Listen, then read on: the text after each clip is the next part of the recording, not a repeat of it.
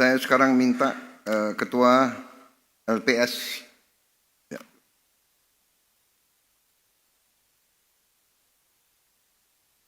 Karena waktu tadi sudah banyak diambil Ketua dan Anda hanya punya 2,5 menit. Enggak. It's only a joke, kan boleh kan?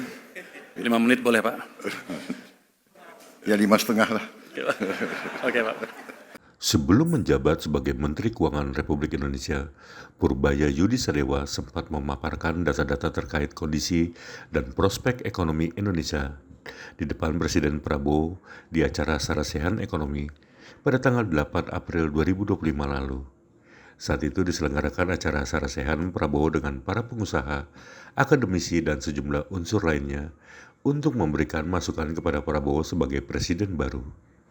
Dalam kesempatan itu, Purbaya melakukan presentasi yang dinilai cukup berbeda dari yang lain. Izin Bapak Presiden. Assalamualaikum warahmatullahi wabarakatuh. Yang terhormat, Salam yang terhormat, sejahtera enggak usah yang terhormat lagi, langsung aja. Iya Pak, lanjut Pak. Jadi hadirin sekalian, kalau udah banyak ekonom presentasi, ekonom yang terakhir pasti keadaannya konyol. Karena semua bahan sudah dipresentasikan. Tapi saya akan coba melihat dari angle yang berbeda. Saya di LPS, saya concern terhadap prospek ekonomi kita ke depan. Karena kalau ekonominya memburuk, maka saya ke depannya akan kerja lebih keras. Jadi saya monitor terus kondisi ekonomi, dan triwulan keempat tahun lalu, saya sempat terkejut.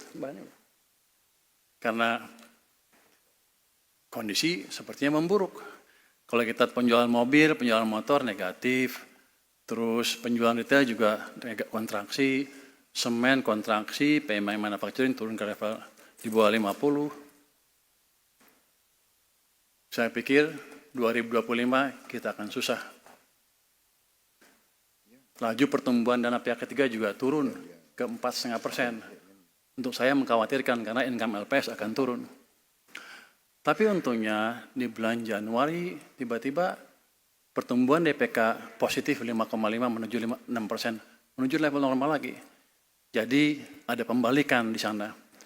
Saya jadi concern, curious, apakah ini terjadi di across the board. Saya lihat, penjualan otomotif sudah mulai positif tuh. Di bulan Februari 4% untuk sepeda motor, mobil 2,2%. Jadi ada pembalikan arah ekonomi. Kita lihat lagi retail juga yang gambar yang tengah, atas itu sudah mulai positif tumbuhnya. Kita lihat lagi penjualan semen juga di bulan Januari Februari sudah positif pertumbuhannya. Semen ini ada hubungannya dengan investasi. Jadi sepertinya dari sisi demand ada pembalikan arah ekonomi, menunjukkan kayaknya baik-baik aja. Saya lihat lagi gimana kalau kita lihat dari sisi pedagang atau supplier. Kita lihat indeks PMI manufacturing.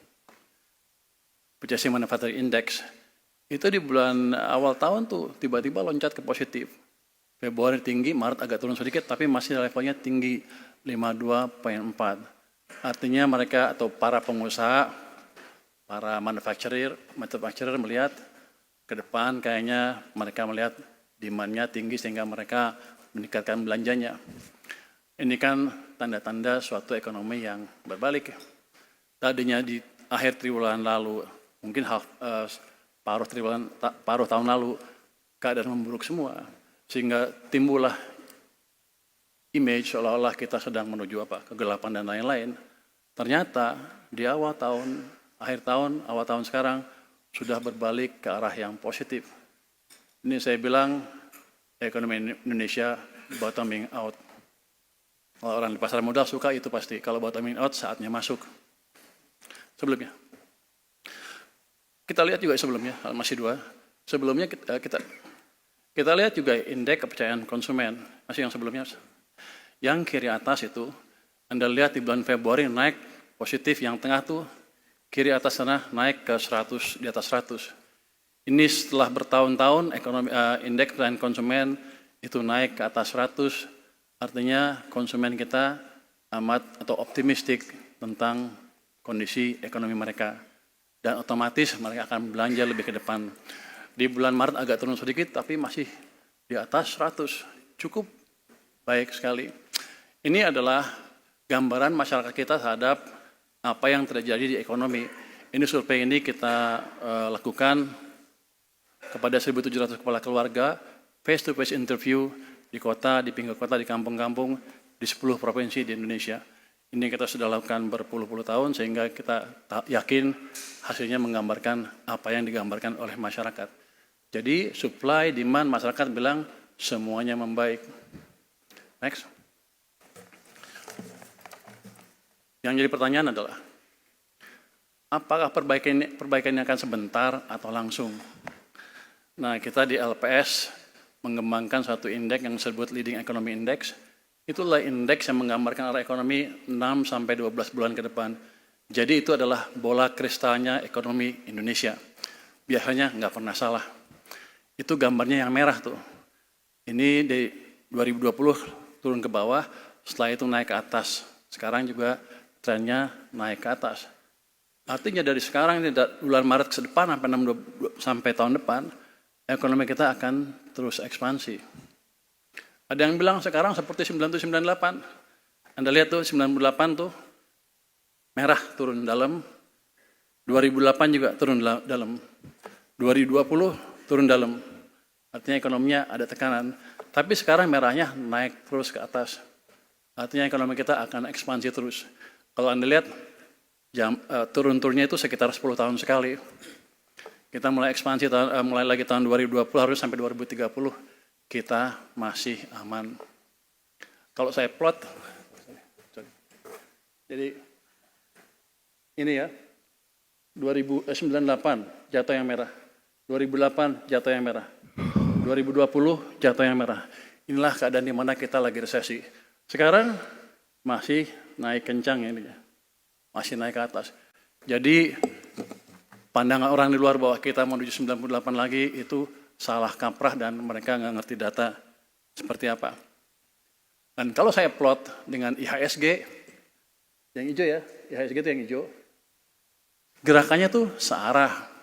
Ketika yang merah jatuh, ya IHSG juga jatuh. Ketika leading naik, ya IHSG juga naik. Dengan kondisi leading yang naik dan IHSG turun, apa yang kita bisa simpulkan? Kita bisa simpulkan market overreacting dan IHSG sudah turun jauh di bawah fundamentalnya. Jadi kalau Bapak-Bapak Ibu suka main saham, jangan lupa sekarang good time to buy.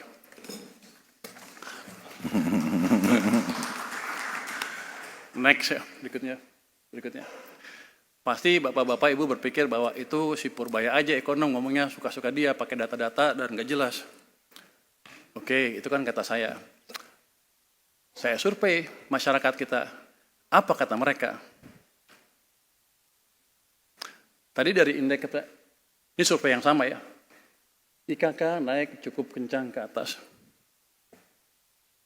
Artinya masyarakat puas terhadap ekonomi. Tapi gimana tentang program-program pemerintah? Apakah mereka merasakan? Dari survei yang sama, kita buat indeks yang disebut indeks kepercayaan konsumen terhadap pemerintah, IKKP yang warna hijau ini. Itu sebetulnya indeks kepercayaan kita bilangnya ke pemerintah. Tapi sebenarnya Pak Presiden itu kepercayaan kepada Pak Presiden.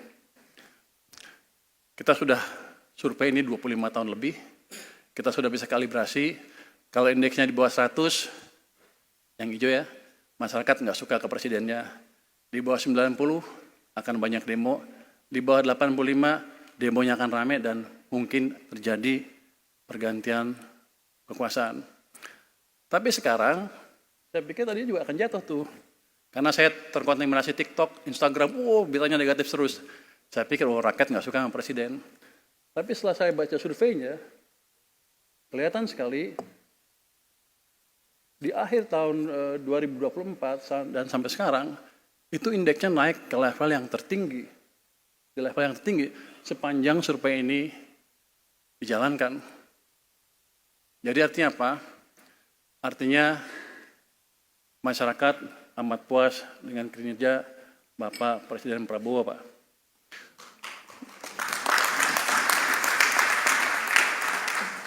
Artinya apa lagi? Artinya adalah stabilitas sosial politik akan terjaga. Karena apa? Kalau ada demo-demo pun, masyarakat nggak akan ikut turun. Karena mereka puas dengan keadaan yang dialami mereka sekarang. Jadi itu secara pendek prospek ekonomi kita, stabilitas seperti apa ke depan, dan kita tahu semua stabilitas politik amat perlu untuk menjaga pertumbuhan ekonomi. Terus, next, saya bertanya-tanya, dengan adanya perang dagang ini, apa sih dampaknya ke kita? Apakah itu akan merubah arah ekonomi kita ke depan? Saya coba iseng cari deh, data ke Amerika seperti apa sih? Ini cuma HS 2 digit ya. Saya plot itu, yang kolom A itu gambarkan persen share ekspor produk komoditas kita ke Amerika Serikat dari yang tinggi ke yang rendah. Itu HS 85, electrical machinery, 61 artikel, footwear, 64 dan 62 artikel itu 1, 2, 3, 4 itu saya lihat dulu. Sama semuanya. Terus saya cari kompetitornya siapa aja sih? Cina, Meksiko, Vietnam. Cina, Vietnam, Kamboja. Cina, Vietnam, Italia. Cina, Vietnam, Bangladesh. Itu semua. Jadi daerah kita ini, di daerah Asia ini, musuh kita Cina, Vietnam, Kamboja, Bangladesh, kira-kira itu. Sampai ke bawah. Nah, kalau keadaan seperti itu, next. Kita lihat, negara itu dikenakan tarif lebih tinggi dari Indonesia. Tadi Pak Erlangga sudah menyatakan hal itu, Bu Sri Mulyani juga, Pak Luhut juga sedikit. Tapi mereka malu-malu, nggak berani bilang apa sebenarnya yang terjadi ke kita. Apakah kita rugi apa untung? Kalau saya lihat ini, saya untung. Trump membantu daya saing produk kita di Amerika. Itu first impact-nya. Kalau itu diketahui pasar, investor-investor di pasar, mereka nggak akan panik, malah untung. Kita akan lebih bagus lagi. Jadi mungkin ini hasil diplomasi Pak Luhut mungkin Pak. Ini bantuan tersembunyi Trump untuk Indonesia sebetulnya. Kalau kita melihat dari sisi positifnya. Jadi itu kita nggak usah takut. Kita malah untung. Kalau gitu strategi negosiasinya seperti apa? Diamin aja. Tapi kita harus waspada. Jangan sampai Vietnam dapat 0% itu. Itu utamanya. Ceteris paribus, kita untung. Nggak usah takut. Jadi itu, next. Terus seandainya global ekonomi kacau balau, apa kita harus takut juga? Enggak juga. Kenapa? Saya orangnya optimis banget ya, semuanya nggak apa-apa lah. Tapi kalau kita lihat datanya, kita lihat di situ. Domestic demand kita itu adalah pengeluaran konsumsi 63,36%, ditambah lagi dengan pembentukan modal tetap bruto atau investasi, itu adalah sekitar 32%. Kira-kira hampir 90% lebih, 95%. Let's say kita hitungnya ekspor aja deh. Excluding ekspor kita masih 75%. Kalau kita jaga domestic demand kita, global marit biar aja. Jadi langkah kebijakan yang saya lihat dari Pak Prabowo tadi dan Bu Sri Mulyani kelihatan sekali, kita memang menjaga domestic demand. Itu saya pikir langkah yang tepat sekali. Jadi santai aja kalau global marit. Nggak usah takut. Karena domestic demand kita kuat, dan selama kita menjaga itu, kita akan tetap tumbuh dengan baik. Artinya pasar atau pemain di pasar nggak usah terlalu khawatir. Ini ada dari IPB, dari IC, Pak Iskandar. Itu tolong disebarkan ke pasar bahwa itu yang terjadi sebetulnya. Kalau saya ngomong ke pasar kan orang susah ngertinya. Kalau Anda kan ekonom gampang menjelaskan ke pasar. Atau Anda menduga saya juga ngibul? Enggak ya. Terus, bagaimana sebetulnya kondisi domestic demand kita sekarang? Apakah sedang jatuh? Apa enggak? Next. Ini Pak Gubernur BI berperan besar, OJK, Menteri Keuangan, untuk menjaga stabilitas sektor keuangan sehingga fungsi intermediasi kita bisa berjalan terus. Next. Kita lihat pertumbuhan kredit tadi dibilang double digit. Tapi yang paling penting saya lihat itu yang merah, itu kredit investasi naik ke level sekarang 14,62%. Itu level yang tertinggi, di level kira-kira tertinggi selama berapa tahun terakhir. Kalau investasi kan pasti ngelihatnya ke depan, berapa bulan ke depan. Jadi ya, para pelaku bisnis kita sebetulnya sedang ekspansi. Cuman mereka jarang ngomong di TikTok. Yang di TikTok kan yang nggak ada kerjaan. Tapi yang kerja kan pasti yang ini. Jadi inilah gambaran sebetulnya. Ekonomi kita sedang ekspansi, kira-kira global turbulensi masalah perang tarif juga mungkin kita malah diuntungkan. Jadi prospek ekonomi kita bagus. Kalau Anda tadi suka main saham, masuklah sekarang sebelum terlambat. Mungkin demikian Pak update dari LPS. Terima kasih. Wassalamualaikum warahmatullahi wabarakatuh.